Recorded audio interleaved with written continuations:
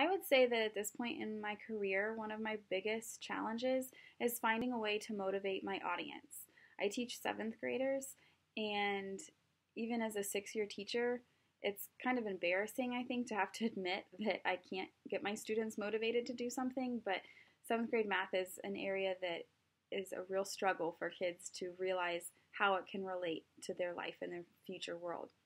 Um, it is also something that not only myself but the other seventh grade teachers really have been struggling with as well.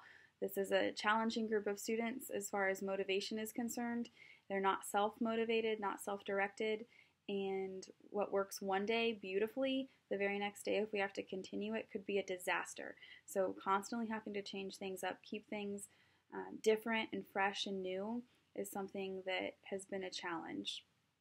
I know that one thing when I talk to my students about finding ways that motivate them, they're not motivated by games, group work, any type of challenge like some of my seventh graders have been in the past. They really just want to spend time on their phones, which I at first thought was kind of sad that that was the only thing that motivated them, was getting to spend time on their phone.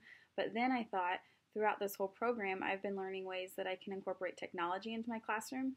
So I want to try to use that want and desire to be on their phones as an advantage for me. Hopefully I can incorporate more technology into these lessons, and then that will allow my students to maybe become more motivated, because even though they're maybe not necessarily doing exactly what they want to do on their phone, they're using technology, they're using their phones, maybe getting a Chromebook out and using that. So if they're interested in the technology, I could maybe use that as an advantage and as a way to help motivate them.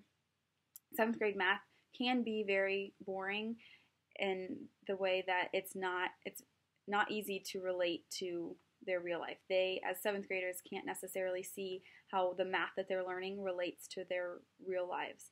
And my goal is to hopefully, by using technology, come up with real life content rich projects for them to do, and then they can use the math that we're learning as in an application process so that they can see where in the future they might be able to use it in a certain career path.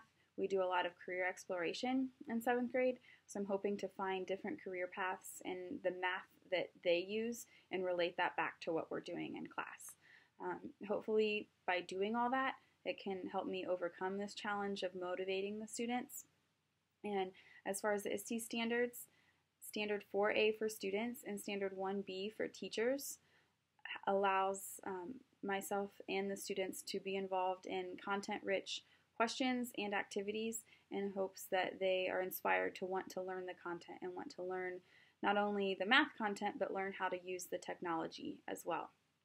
And throughout this whole process of getting them more motivated, I hope that they learn to become lifelong learners. The learning doesn't stop in seventh grade math class. It continues on not only in all the math classes in high school, but every class in high school, and then maybe even into college. And then once you graduate, you still continue to learn. And I hope that throughout my class and all of the other classes that the students will be taking at our school, that they start to develop that self-motivation and self-direction that they need to become lifelong learners.